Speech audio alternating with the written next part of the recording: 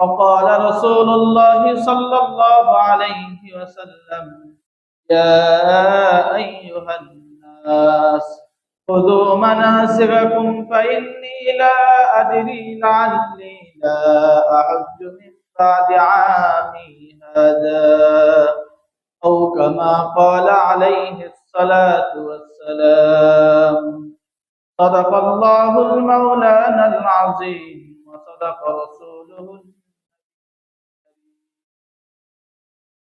ونحن على ذلك لمن الشاهدين والشاكرين والذاكرين والحمد لله رب العالمين الحمد لله معزز مكرم মুসলিম ইকরাম আল্লাহ পাকের দরবারে লাখো কোটি শুকর যে আল্লাহ পাক রব্বুল আলামিন আমাদেরকে সুস্থতার সাথে দীর্ঘ নেক হায়াত দান করে দুনিয়ার সমস্ত ঝামেলা থেকে মুক্ত করে দ্বীনের নিসবতে কোরআনের মহব্বতে আমাদের সাপ্তাহিক ঈদ জুমার দিন আল্লাহ পাক রব্বুল আলামিন আমাদেরকে জুমার দিন জিলকাদ মাসে নির্ধারিত সময়ে মসজিদে এসে দ্বীনি কিছু কথা বলা এবং শোনার জন্য তৌফিক দান করেছেন। ওই আল্লাহ পাকের দরবারে আমরা প্রত্যেকেই অন্তর থেকে কালিমাতুশ শুকর আদায় করি আলহামদুলিল্লাহ।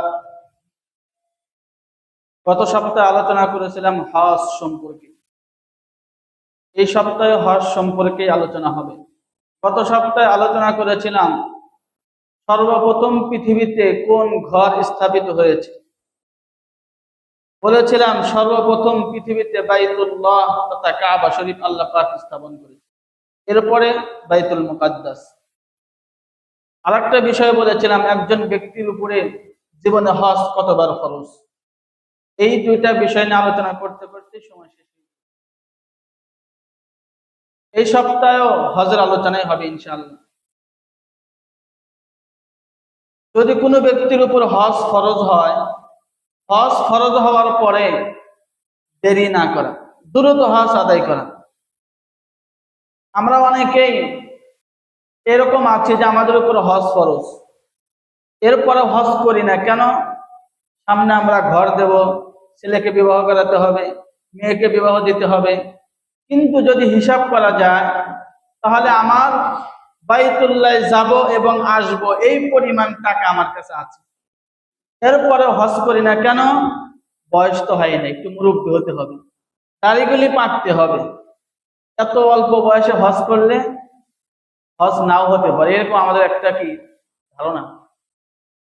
অর্থাৎ আমাদের হজ করতে হয় বৃদ্ধ বয়সে এসে।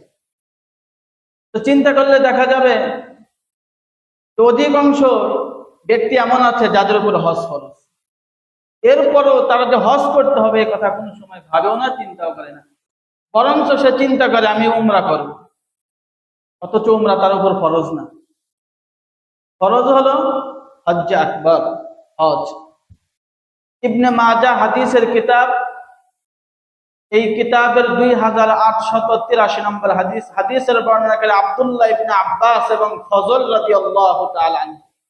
অর্থাৎ এই হাদিসটা আব্দুল্লাহ ইবনে আব্বাস রাদিয়াল্লাহু তাআলা আনহু তিনি ফজল রাদিয়াল্লাহু তাআলা আনহু থেকে বর্ণনা করেন, আর ফজল রাদিয়াল্লাহু তাআলা আনহু তিনি আল্লাহর রাসূল থেকে এই হাদিসটা বর্ণনা করেন।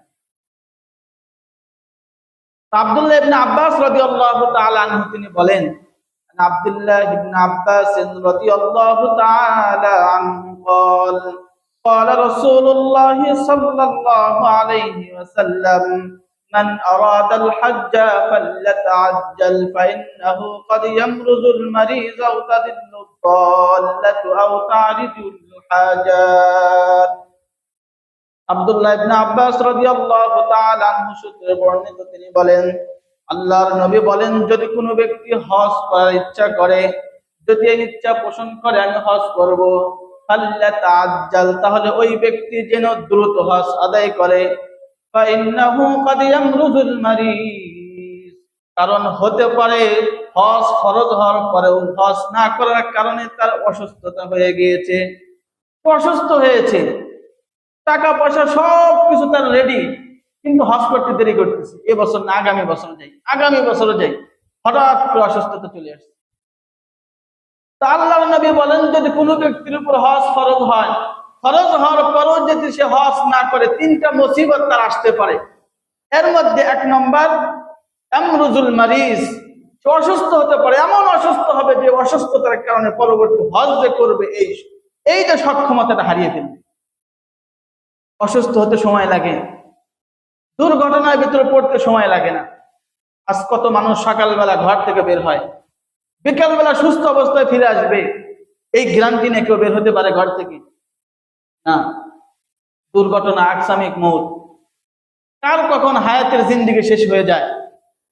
এই কারণে আল্লাহ নবী বলেন আমরুজুল মারিজ, এমন অসুস্থতা হতে পারে যে অসুস্থতার কারণে তার হজে যাওয়ার প্রতিবন্ধক হয়ে দাঁড়াবে। এই কারণে হজ ফরজ হওয়ার পরে দেরি না করে দ্রুত আদায় করে। দ্বিতীয় নাম্বার, আল্লাহ নবী বলেন তার প্রয়োজনীয় জিনিসগুলি হারিয়েও যেতে পারে। অর্থাৎ আপনি ভিসা লাগাইছেন, পাসপোর্ট সবকিছু ওকে করছেন, ঘটনাক্রমে আপনি যাতায়াতের সময় বা কোনোভাবে আপনার এগুলি নষ্ট হয়ে গেছে বা হারিয়ে গেছে, আপনার হজে যাওয়া শেষ, আপনার আর হজ করা হলো না, আবার অনেকদিন অপেক্ষা করতে হবে। তাহলে আল্লাহ নবী দ্বিতীয় নাম্বার কি বললেন? আউতাদিল্লুদ্দাল্লাহ, তোমার প্রয়োজনীয় জিনিসগুলি হারিয়ে যেতে পারে। তৃতীয় নাম্বার, আউতারিজুল হাজাত, অথবা তোমার কোনো এমন প্রয়োজন সামনে আসবে যে প্রয়োজনের কারণে তুমি আর হজ করতে পারবে না। তেমন একটা প্রয়োজন চলে আসবে, এমন একটা আপনি প্রয়োজনের মধ্যে পড়বেন, রাষ্ট্রীয়ভাবে আপনি বাধার সম্মুখীন হবেন অথবা কোনো দুর্ঘটনার সম্মুখীন হবেন, যার কারণে আপনার হজ করতে পারবেন। এই করোনা গেছে, বেশি দিন হয় নাই, কত মানুষ হজ যাওয়ার ইচ্ছা করেছিল, ওই বছরকে হজ করতে পেরেছে, হজ কিন্তু করতে পারে নাই। কত মানুষ ইচ্ছা করেছিল যে হজে যাবে, হজে যাবে, টাকা পয়সা সবকিছু জমা দিয়েছে, ওকে করেছিল, কিন্তু যেতে পারে নাই। আল্লাহ নবী বলেন যদি তোমাদের উপর হজ ফরজ হয়, ফরজ হওয়ার পরে দ্রুত আদায় করো। যদি দ্রুত আদায় না করো, তিনটা মুসিবতে তোমরা আক্রান্ত হতে পারো। এর মধ্যে এক নম্বর, তোমাদের অসুস্থতা হয়ে যেতে পারে। দুই নম্বর, তোমাদের প্রয়োজনীয় জিনিসগুলি হারিয়ে যেতে পারে। তৃতীয় নম্বর, এমন প্রয়োজন তোমাদের সামনে আসবে যে প্রয়োজনের কারণে তুমি আর হজ করতে পারবে না।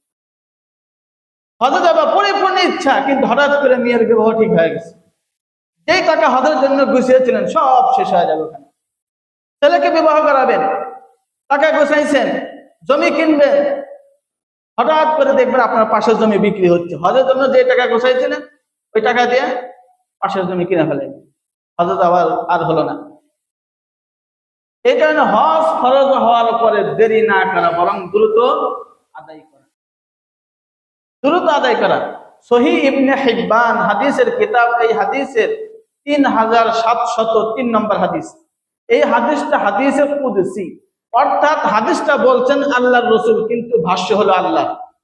একে বলা হয় হাদিসে কুদসি, আল্লাহ তাআলা বলেন, অর্থাৎ হাদিসে কুদসির ক্ষেত্রে সম্বোধন হয় আল্লাহর দিকে।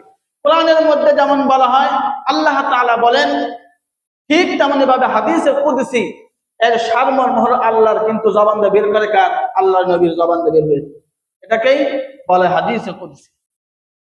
তো আল্লাহ তাআলা বলেন, ইন্না আবদি সাহাহতু লাহু জিসমা ওয়া ওয়াসাতু আলাইহি ফিল মাঈশা ওয়া তামজি আলাইহি খামসাতু আওয়াম লা ইফিদু ইলাইয়া লামাহরুম। আল্লাহ তাআলা বলেন, নিশ্চয় আমার বান্দা সাহাহতু লাহু জিসমা, আমি তার শরীর সুস্থ রেখেছি, সবল রেখেছি, ভালোভাবে সে চলাচল করে, দুনিয়ার সব কাজ সে করে। ওয়াসাতু আলাইহি ফিল মাঈশা, আমি দুনিয়ার মধ্যে তার রিজিকের প্রশস্ততা দান করেছি, শরীরে কোনো অসুস্থতা নাই, টাকা পয়সার কোনো অভাব নাই। তার উপর হজ ফরজ। 1 বছর যায় কিন্তু বাইতুল্লাহ আসে না, দ্বিতীয় বছর যায় তাও বাইতুল্লাহ আসে না, তৃতীয় বছর যায় তাও বাইতুল্লাহ আসে না, চতুর্থ বছর চলে যায় তাও হজ করে না।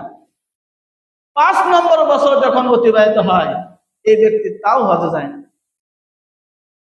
এই ব্যক্তি সম্পর্কে আল্লাহ তাআলা বলেন, ওয়াসাতু আলাইহি ফিল মাঈশা ওয়া তামজি আলাইহি খামসাতু আওয়াম লা ইফিদু ইলাইয়া।